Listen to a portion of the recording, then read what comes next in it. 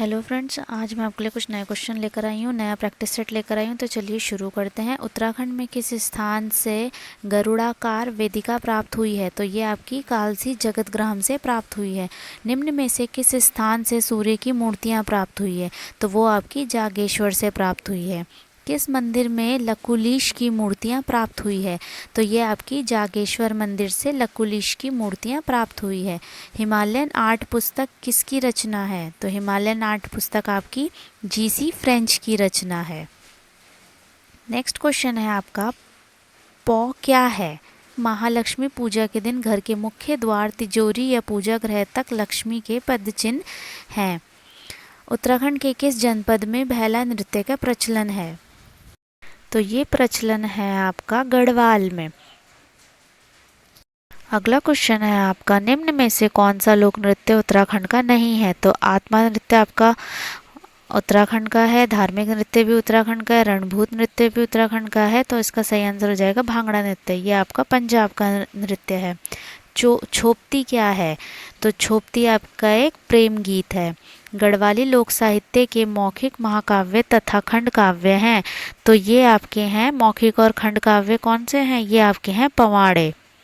अगले क्वेश्चन पर आते हैं। इन्हें आपने सुमेलित करना है। तो ये आपने देखना है कि ये कहाँ से हमें प्राप्त हुई हैं। नृत्य मुद्रा में शिव मूर्ति, संहारक मुद्रा में शिव मूर्ति, विष्णु की खड़ी मूर्ति और सूर्य की मूर्ति। तो नृत्य मुद्रा में शिव मूर्ति हमें जागेश्वर से प्राप्त हुई है। संहारक मुद्रा में शिव मूर्ति हमें बैजनाथ से प्राप्त हुई है। विष्णु की खड़ी मूर्ति हमें ठाकुर द्वारा से प्राप्त हुई है और सूर्य मूर्ति हमें द्वाराहाट से प्राप्त हुई है। तो इसका सही ऑप्शन हो जाएगा ऑप्शन नंबर ए। अगले क्वेश्चन पर आते हैं। बैजनाथ का प्राचीन नाम क्या है? तो जैसा कि आप सभी जानते हैं, बैजनाथ का प्राचीन नाम है ब्रह्मानाथ। 1000 ईंटों की वेदिका से कौन सी आकृति स्पष्ट होती है? तो ये आपकी गरुड़ की आकृति स्पष्ट होती है।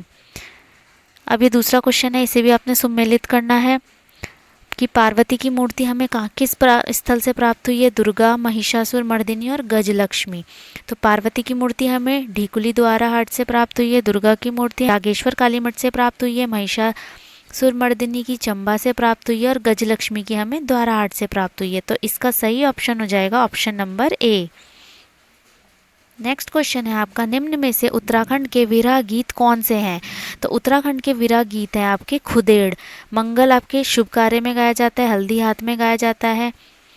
प्रेम व आकर्षण का नृत्य है, तो प्रेम और आकर्षण का नृत्य है आपका छोपती। और पीछे पूछा भी गया था कि छोपती क्या है आपका? तो छोपती आपका क्या है? एक प्रेम गीत है।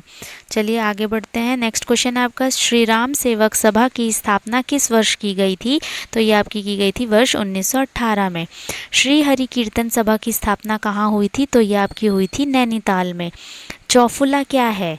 तो चौफुला क्या है आपका? आप सभी जानते हैं, ये एक आपका क्या है? नृत्य है। एपना क्या है? एपना चित्रकला का एक प्रकार है। नेक्स्ट क्वेश्चन है, राज्य में वास्तुकला का मुख्य निर्माण किस रूप में मिलता है?